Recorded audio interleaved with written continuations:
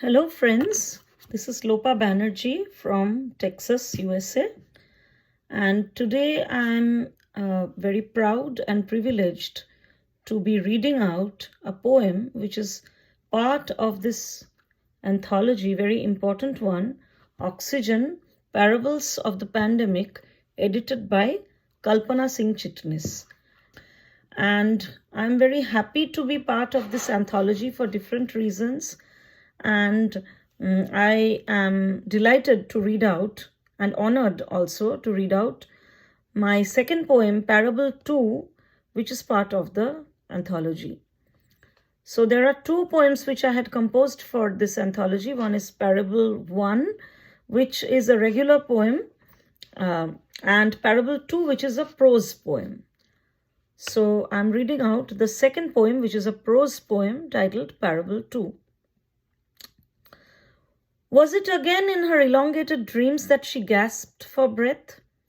There, at the fag end of the dreams, at the shore of her waking self, she sighed as the boundaries blurred. She picked up the blossoms of her earthen poems, crushed by the lingering stench and pressure of the weather-beaten times. Outside, frost-bitten, the trees shrank, one by one, in darkened streets. Yet, another surge of bodies, dead, rumpled by the north wind. They all had gasped for breath, she was told. The desire to live grew stronger, deeper. She wondered how parables were made, recycled in the mouths of one generation to the next, the grandmother's tales, lores. Their pale, bleeding lips spoke of cholera, typhoid, tuberculosis, the incessant cycles of disaster-prone communities. They all had gasped for breath, she was told, shrank, then obliterated. Such was the narrative of common humans on the sidewalk, with little or no affiliation. This mammoth wreckage of gasping, dead humans would also go down in history's annals. Or would history dilute their trails? It would rain any time in the asylum now. Clouds would burst forth in a legacy of twisted truths leaking through cracked walls. All her inmates gasped for breath inside stiffening dark spaces. Oxygen was uncalled for. Was it in this cryptic space between life and death that her mindscape found clarity in the high octave notes of lives resigned? There was no transit inside the chambers of this subterranean world where inhaling freedom had been imbued with ever-evolving meanings.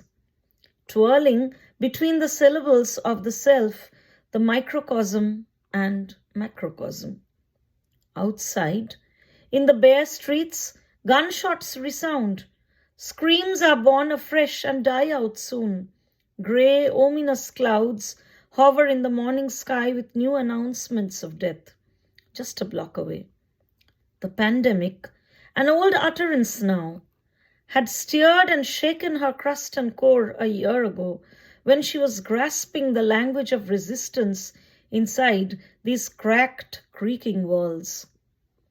The rickety earth had spilled its leftovers, newer trajectories of survival had reared their heads stronger. Footprints of her older earth still scrawled on her being as she gasped for breath like rhythmic reminders. Yet, in between screams and silence, in the desperation of an invisible tomorrow, the desire to live grew stronger, deeper. Thank you very much for this honor and opportunity, Kalpana.